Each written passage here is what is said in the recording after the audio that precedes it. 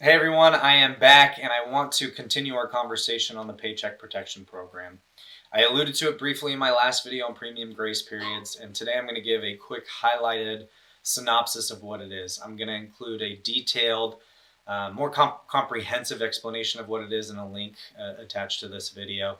But really, the two things that I see happening here is we want to keep employees paid and we want to keep them covered by healthcare during this pandemic. So the whole idea of this stimulus is to keep businesses afloat during this pandemic, right? So a couple of things that are important to note is who is eligible, how much they're eligible for, and where those funds need to be allocated. So if you are a small business and you have 500 or fewer employees and you've been operating since on or before February 15th, 2020, you're eligible. You can be an independent contractor, you can be a sole proprietor, that those fall under that category as well.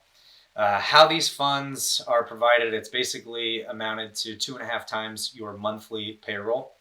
And the funds are designed to go towards payroll. They're designed to go towards employee compensation, your group health care premiums, other insurance premiums, other operating costs like mortgage interest, leases, your rental agreements. These are where these funds must go in order for you to have forgiveness, right? So the idea behind the stimulus is that we're going to help carry you through the pandemic, and there's an opportunity for this to really turn into a grant if you allocate those resources accordingly. Obviously, you need to keep track of that.